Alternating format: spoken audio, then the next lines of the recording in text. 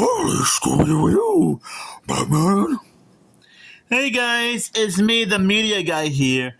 Today I'm here to share my thoughts on two episodes from the new Scooby-Doo movies called Scooby-Doo Meets Batman. Most noticeably, the dynamic Scooby-Doo affair and the Cape Crusader Caper, which are available on a VHS and DVD release, as you can see here, called Scooby-Doo Meets Batman. And now, not to be confused for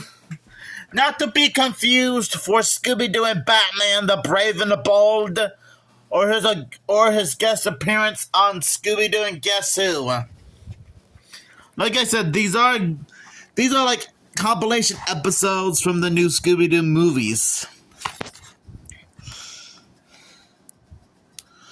They move like shadows in the night, protecting the innocent, thwarting injustice, and stuffing themselves with Scooby snacks. Oh boy. That's right, the most legendary names of crime-fighting history join forces as Scooby-Doo and the Mystery Inc. gang teams up with Batman and Robin. The action begins as Joker and Penguin try to cash in on a crooked counterfeiting scheme, only to be foiled by the dynamic trio of Batman, Robin, and Scooby-Doo. Well, technically, there was more than one person involved with the counterfeiting scheme, but the Joker and Penguin return to try and steal a flying suit until Scooby and the gang prove that with a little help, they have what it takes to bring the sky-high scoundrels back to Earth. Now, despite the fact that these are like episodes from the new Scooby-Doo movies, this is quite a nice introduction to seeing Scooby and the gang team up with Batman and Robin.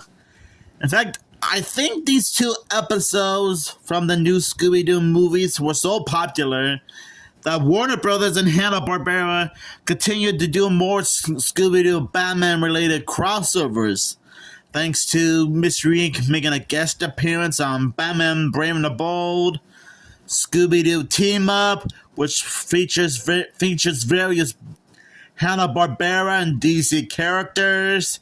That includes Batman, Scooby-Doo and Batman the Brave and the Bold, the crossover movie, the Scooby-Doo and Batman Mysteries, Multiverses, Scooby and the Game teaming up with Batman again, and Scooby-Doo and Guess Who, and both Mystery Inc. and their Scoob designs, and a few Batman characters, mainly Batman, Robin, Penguin, Joker, and Catwoman, from the 1966 Batman series, making cameo appearances in Space Jam 2: A New Legacy.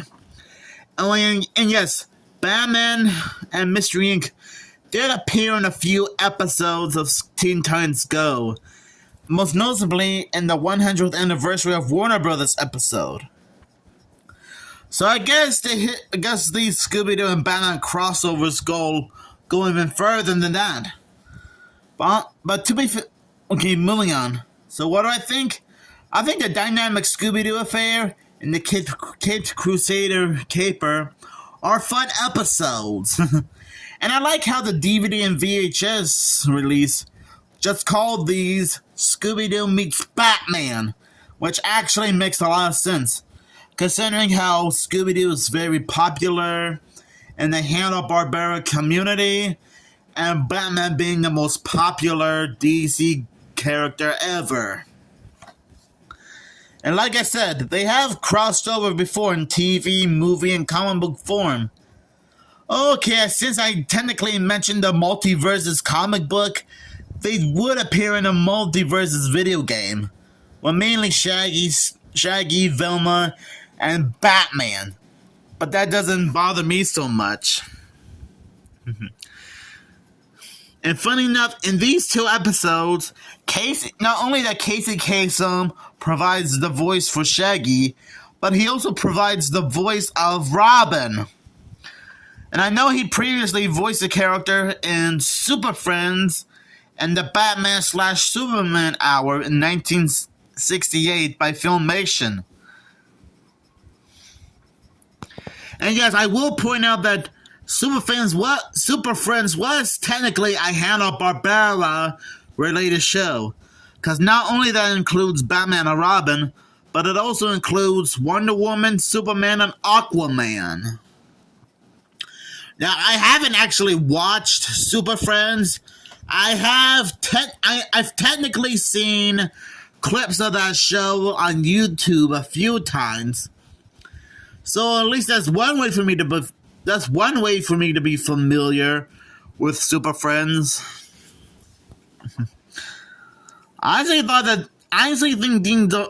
think these episodes are really fun to enjoy, whether you're fans of Scooby-Doo, Batman, or both.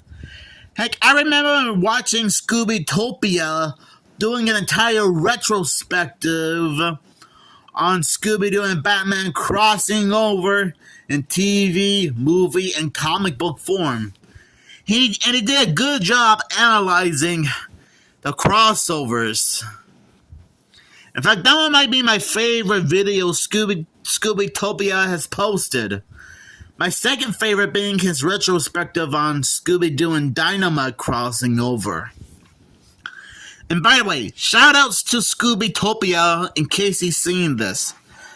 If you guys want to check out Scooby-Topia's video on the Scooby-Doo Batman crossover retrospective, you can check it out on his YouTube channel. And trust me, I think he did a better job analyzing each crossover and describing them better than me. Okay, maybe that sounds like I'm being a little jealous, which I guess that's true, but no, never mind. I'm not that jealous. You know, I really love Joker and Penguin in these crossovers. And I'm not sure if they're meant to be in their Super Friends design or not. Wait, did Joker and Penguin make a few appearances on Super Friends? You'll have to let me know. And if you guys couldn't find a VHS and DVD copy of Scooby-Doo Meets Batman, then don't worry.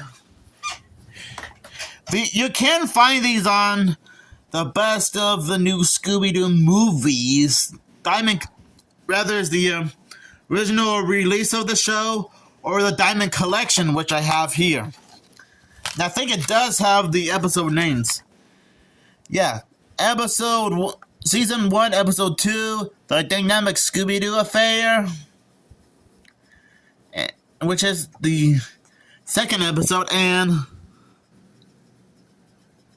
there should be on Episode 9, The Caped Crusader Caper.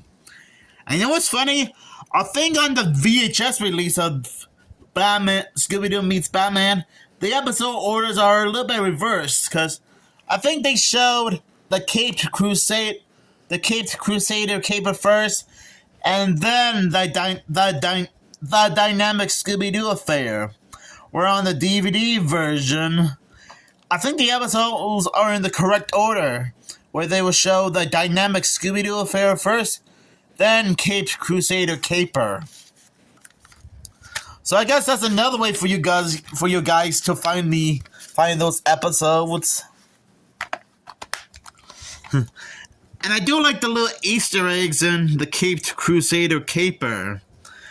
When the gang are taking Professor Flaky to the Gotham Rubber Factory, he shows them some of the cool balloons for the Gotham City Thanksgiving Day Parade, which shows balloon versions of Batman and Robin, but also a balloon version of Santa Claus, and there's even a balloon version of Yogi Bear and Fred Flintstone.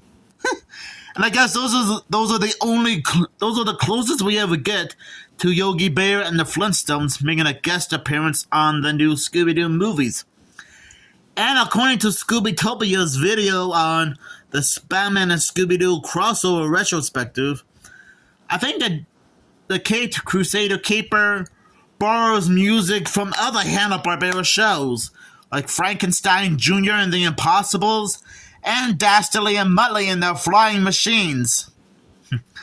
I guess there was a common thing back in the 60s and 70s for Hanna-Barbera to reuse some of the same music scores, mainly for their superhero and mystery-solving shows, which, to be fair, that's not a big deal to me.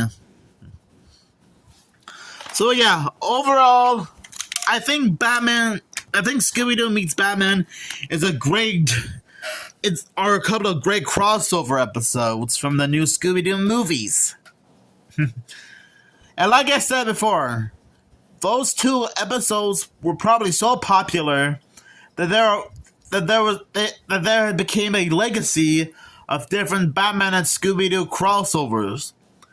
And even though I don't hate those crossovers so much, don't get me wrong, seeing Batman and Scooby-Doo crossover is not a bad thing. But I think it's been getting a little bit. I think Warner Brothers were getting carried away with it. Now, to be fair, Mystery Inc. has teamed up with other fictional characters and real-life celebrities before, in TV, movie, and comic book form, like Courage the Cowardly Dog, the WWE wrestlers, Johnny Bravo, Ricky Gervais, Dick Van Dyke, Blue Falcon and Dynamite, Hong Kong Phooey, Dastardly and Muttley, and many more. So anyways, I would give Scooby-Doo Meets Batman 5 bat signals out of 5, because that's how amazing those crossovers are. And if you guys haven't seen them yet, go right ahead. You'll have a good time for how awesome these Scooby-Doo and Batman crossovers are, mainly from the 2 episodes of the new Scooby-Doo movies. Make sure you guys have a great day.